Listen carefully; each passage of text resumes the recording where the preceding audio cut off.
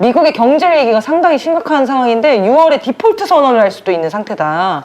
지금 국가부채 상한에 올리는 법안 추진 중인데 쉽지 않아 보이죠. 미국의 경제 위기 어느 정도인지 좀 짚어보겠습니다. 과연 10분 안에 우리가 미국의 경제 위기를 짚을 수 있을지. 네, 제가 최근에 흥미로운 좀 결과를 봤는데요.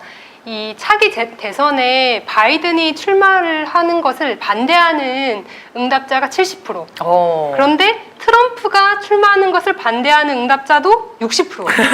네, 둘 다 싫다는 겁니다. 우리랑 약간 민주당도 공화당도 아니다. 그러니까 네. 이런 결과가 무엇을 말해주고 있는가 하면 실제 지금 현재 상황도 너무 답이 안 보이고 어떤 미래에 대한 기대나 희망도 없다. 이런 미국의 체제에 대한 지금 한계가 봉착됐다라고 하는 좀 여론조사 결과 중에 하나라고 좀 생각이 드는데 실제로 최근에 미국의 퍼스트 리퍼블릭이라는 은행이 파산을 했다고 합니다. 네. 파산 규모가 거의 뭐 역사상 두 번째 정도로 굉장히 좀 큰 규모라고 하는데 한국 돈으로 308조가 넘는 네. 규모라고 하더라고요. 좀 가늠 좀 안 되죠. 네. 그래서 이렇게 좀 은행이 파산을 계속 좀 하고 있는 좀 이유가 보니까 또 미국이 중국이랑 경제 전쟁을 벌이고 있잖아요. 이제 그러다 보니까 원래는 중국이 이 미국 국채를 가장 많이 사들이던 고객이었는데 그걸 다 내다 팝니다. 그러니까 이제 미국 연준이나 재무부에서 이 국채를 인수해라 사라라고 권고를 하기 시작하면서 그걸 사들이는데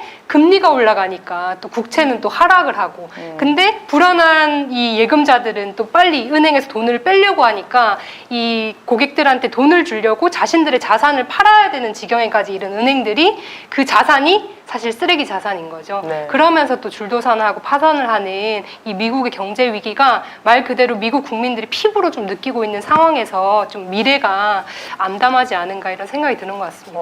땅 파서 항아리에 지금 돈 넣어야 돼요.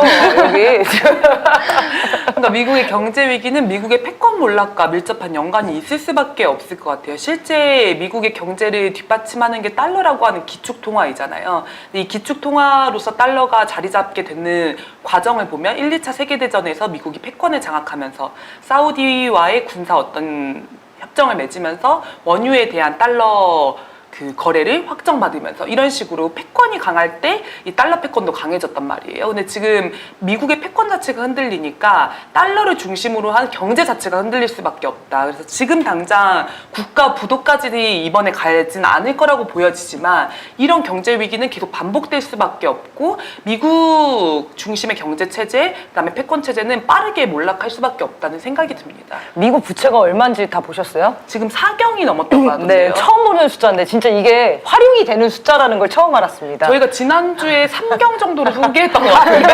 아, 그래요? 늘었어. 4경 1652조 원이 지금 미국 부채가 있다는 거예요. 근데 이것도 지금 폭파 직전이라 상한을 늘린다는 거잖아요. 그럼 그렇죠. 앞으로 더 빚이 늘어나겠다는 건데 그 말은 뭐냐? 미국한테 돈 빌린 나라들 다 망하게 생겼다는 거예요. 미국이 그 돈을 못 갚는다는 거잖아요. 지금 그 국채를 못 갚겠다고 선언하겠다는 거잖아요. 그러니까 이 부채를 이 정도 규모로 유지할 수 있는 것도 달러를 달러를 무한히 수 찍어낼 수 있으니까. 있는 힘이 있었기 때문이에요. 그러니까 부채로 유지가 되는 나라였던 거죠. 달러의 힘으로. 근데 미국이 이렇게 달러를 찍어냄으로써 다른 나라들 경제에 다 영향을 미치고 있잖아요. 네. 근데 그거에 대해서 지금 미국이 책임을 지나요? 오히려 지금 동맹도 착취하겠다고 난리가 났는데 이런 이제 모습 보면서 아직도 미국이 정말 강대국이고 뭐 천조국이고 군사 대국이고 뭐 경제 강국이고 이렇게 생각하시는 거는 너무 옛날 얘기라고 생각이 들어요. 그래서 미국의 지금 실체를 정확하게 알아야 우리도 이 세계 정세에 맞는 새로운 정책과 새로운 외교가 필요하게 되는 거 아니겠습니까? 그러니까 중국이 미국채를 의도적으로 사실은 매각을 그러니까 더 안 사고 있는 거잖아요. 그리고 금으로 매각을 시도를 하고 달러 패권을 흔들고자 하는 의도가 분명 있는 거거든요. 그리고 실제 그런 중국의 어떤 움직임이 전 세계에서 호응을 불러일으키고 있다는 거죠. 그럼 이런 국면에서 한국은 어떻게 자국의 경제적 이익을 지켜낼 것인가 민감하지 못하면은 윤석열처럼 친미 종속 일변도로 나가다 보면 우리 경제도 미국과 함께 묻힐 수밖에 없다. 미국이 휘청하면 뭐 한국은 휘휘청하나요? 거의 지금 그런 지경이잖아요. 네. 그래서 좀 정신을 저희가 바짝 차려야 된다 이런 생각이 듭니다. 네, 워렌 버핏 있잖아요. 유명한 투자자죠. 네. 요즘에 투자를 어디다 하냐면 원자재랑 에너지, 곡물에다가 풀베팅하고 있대요. 그러니까 이게 여기다 투자네요. 달러 가치가 엉망이 될 걸로 이제 당연히 보이니까 실물에다가 다 투자를 하고 있다는 거죠. 네. 새로운 에너지. 코인 하시는 분들, 김남국 의원님, 지금 코인에 투자할 때가 아니라고 실물에 투자를 하셔야 된다고. 제발 세계 돌아가는 것 좀 이해하세요. 네, 미국 주식 사신 분들, 보유하시는 분들 긴장하셔야 됩니다. 그래서 지금 이 어떤 그 허황된, 그러니까 거품이 껴있는 이런 것들에 지금 투자를 어마어마하게 많이 해놨기 때문에 그 거품 버블이 꺼지면서 경제가 다 무너지고 있는 거잖아요. 바이든이 들어서서 상상 초월 돈을 막 뿌렸다는데 이 돈이 다 금융기관으로 들어가가지고 부동산 왕창 사고 주택법을 형성하고 이런 식으로 했다가 다 거품 꺼지면서 다 망하고 있는 시국이거든요.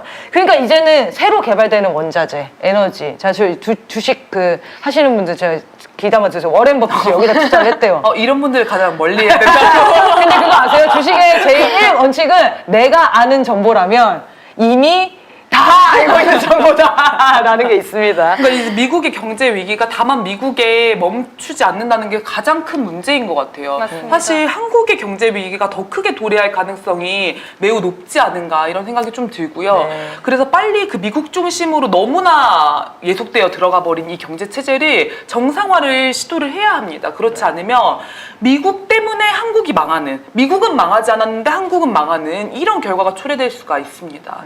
그러니까 경제 위기는 지금 한국의 경제 위기는 지금 시작이에요. 지금 시작도 안 된 거라고 봐야 됩니다. 지금 멈추지 않으면은 앞으로 가속도가 붙어서 와르르 무너지는 지금 추세로 가고 있다는 거거든요. 그래서 지금은 미국과의 관계 정리 그리고 일본과의 관계 정리 이게 얼마나 중요한지 윤석열은 모르겠지만 우리 국민들은 알고 있어야 된다. 그래야 윤석열을 끌어내리고 그 이후에 어떤 식으로 외교할 건지 방향이 생성이 된다는 거죠. 그 다음에 되는 사람도 친미 일변도로 외교를 할 수도 있거든요. 왜냐면 미국이 여전히 강대국이라고 생각하는 사람이라면. 네. 그래서 그런 것들 우리 국민들이 잘 알고 있어야 될 것 같습니다.